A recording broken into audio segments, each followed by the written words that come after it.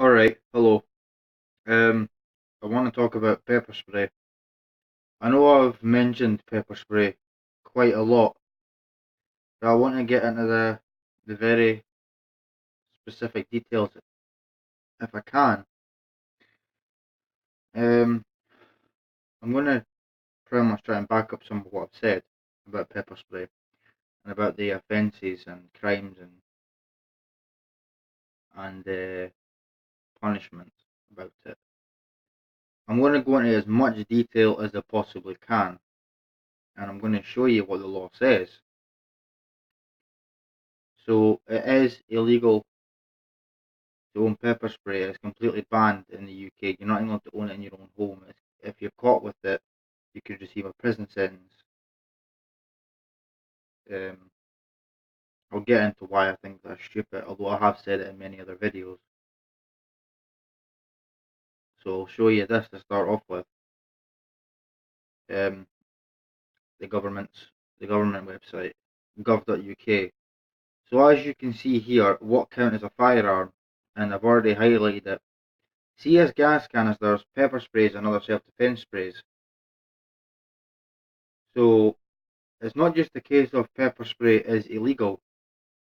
It actually counts as a firearm, the same as a rifle, shotgun, or whatever. They lump these things together. Now, handguns, semi-automatic firearms, high-powered air, well, all air guns actually, pepper spray, CS gas, high-voltage stun guns, actually all count as firearms, of course, and these are all under Section 5 of the Firearms Act. The only things that are not under Section 5 is rifles and shotguns. Single shot rifles, that is. You can legally own a semi-automatic shotgun, but that's not what this is about. I will make another note. There is this so-called UK legal self-defense spray called Farb Gel Spray, which is this stuff here. These can be found all over the internet, on Amazon, which is where I bought it, eBay, even certain police websites where they supply to the police. It does say on this website right here, other self-defense sprays. Does this count? I honestly have no idea. The reason this is claimed to be legal is it's not, it's just gel. It's just a red dye. It's effectively red paint, and this doesn't actually harm the attacker. This just this just colors them. Same idea if you were to steal a money case. You know how you see those guys taking the cases of money from the ATM machines. Well, those cases are armed with an ink bomb, and if you fail to defuse that ink bomb and you break into it, it explodes all over the money, um, making the money useless, and identifies it. And the person who tried to steal the money will be covered in this ink. This is the same idea. Now, I've personally never carried this, and I probably never would, because I don't know if the police would get me for it or not. There you go, that out of the way. As just a side note, and we're going to look at the very, very specifics. Now, there's a lot on this website. There's a lot of detail. Honestly, UK law is so damn complicated. Honestly, stuff like this is not designed for like you or I to understand. You need to be a lawyer or someone who works with someone who works within the law or something like that to really understand all this. Now, I had this up for some reason and I can't remember why. If you just give me a second.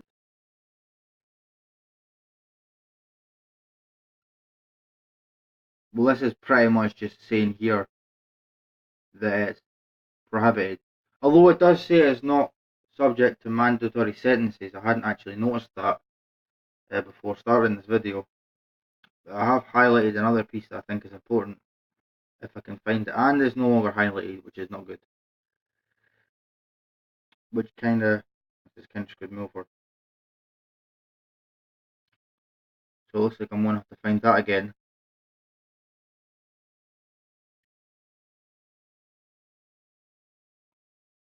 Okay, so I can't find it.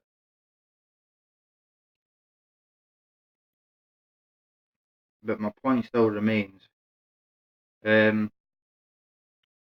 They are, I believe, which is why I had this up, but I can't find it. As you can see, there's just so much on this website. This isn't even halfway.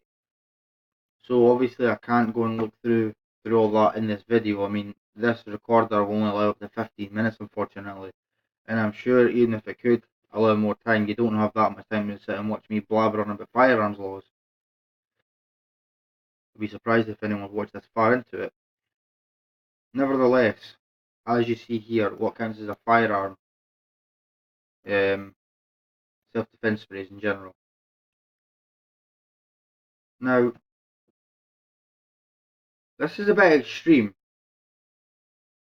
For the most part, having a prohibited firearm under the Section 5 of the Firearms Act. Now, I can't remember how I found this out. I've just one of those times where I was looking through the firearms laws and I noticed it. But they do come under Section 5. Again, it says here that it counts as a firearm. I don't think there's any other country in the world that counts pepper spray as a firearm. Maybe there is, I don't know. There's several problems with that. Number one, it doesn't have combustion, so how can it be a firearm? There's no explosion. It's literally just a gas. Actually, it's just, I don't know what to call it. So, of course, pepper spray is for self-defense. So to me, it just seems extremely crazy that this is banned. I mean, people like to use the defense why it's banned being because criminals will use it to mug people, to rob them, and to rape people. Well, they're going to do those things anyway, especially with rape. Actually, I mean, a guy doesn't need pepper spray to rape someone. There's rapes going on all the time. I mean, I think we should be allowed to carry pepper spray to prevent these things. I mean, males are much naturally stronger than females. It's just a fact of life. I'm sure there's some feminists, if they see this, will probably get extremely offended and bothered, but I really don't give a shit. Anyway, they were pepper spray. At least you get a chance. Spray it in the attacker's eyes, bugger off. I've got many other points if you just give me a second to remember them. Again with robbery, mugging and theft, is it not better that a criminal uses pepper spray to spray you in the eyes than sticking a big kitchen knife in your gut or threatening you with a knife? I know which one I prefer. And another one, I think this is the most noteworthy. If you just give me a second while I type this in here. Excuse me, I'm not very good with spelling. Right. Look at this. Acid attacks, right?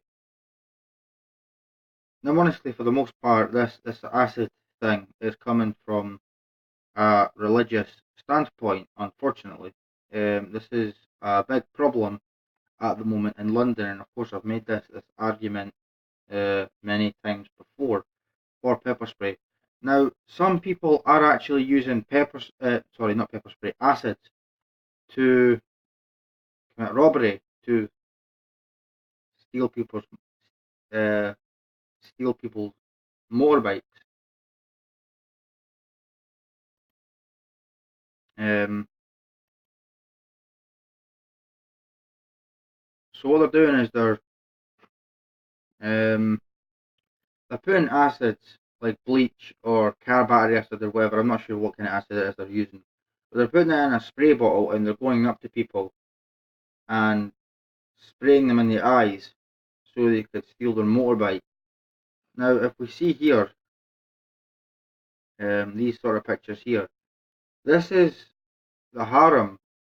Well, there you go. This is a UK acid attack. This shows you the kind of harm being sprayed in the face with acid. That shows you what could happen. This guy's going to be like this for the rest of his life.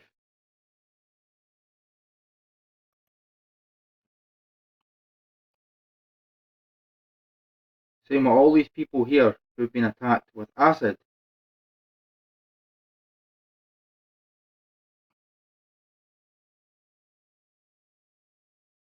Would it not be better if these people were sprayed in the face with pepper spray instead of acid? Because at least with pepper spray, it won't be long lasting. Now, of course, crime is always unacceptable. Assault is always unacceptable. Rape, theft, it's always unacceptable. But is it not better to be sprayed with pepper spray or mace or whatever and suffer 20 minutes without sight opposed to a lifetime of pain and disfiguration? I mean, this is obviously a really bad case right here. I think in some cases it caused death, not very many though. Honestly, 20 minutes of discomfort and losing your wallet is favourable over lifetime disfiguration and blindness. Here's an example of that. This lady has obviously lost her eye. That's pretty sad. That was only a teenager that's been attacked. 19-year-old woman. She's lost her eye. Now this to me looks like this was a religious thing. I'm just going by the name, and she doesn't look like a native Brit. The person who done that is probably excuse me, is probably someone who's following a foreign ideology. Now you're never going to completely stamp out this, the same as you're never going to completely stamp out murder, theft, or rape or anything like that. It can never be done.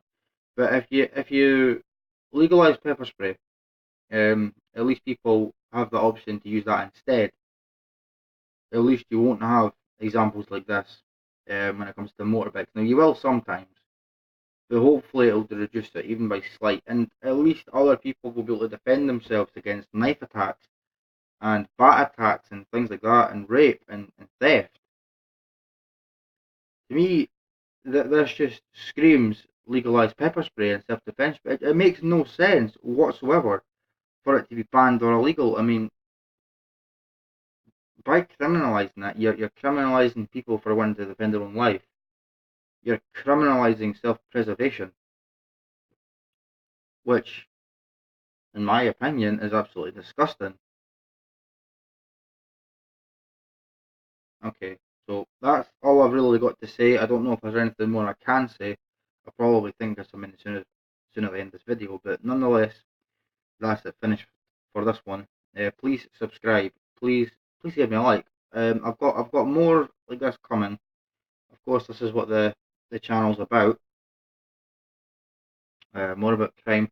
I would like to I'd like to fight to get these sort of things legalized and decriminalized. That's why I'm doing this. I want people to be able to defend themselves. Punishing people like me and people who just want to defend themselves is not the answer. It's not stopping crime. Same as punishing law-abiding firearms owners is not going to stop terrorists and gangsters getting machine guns. It just doesn't work like that. They'll get them illegally, as they have been doing.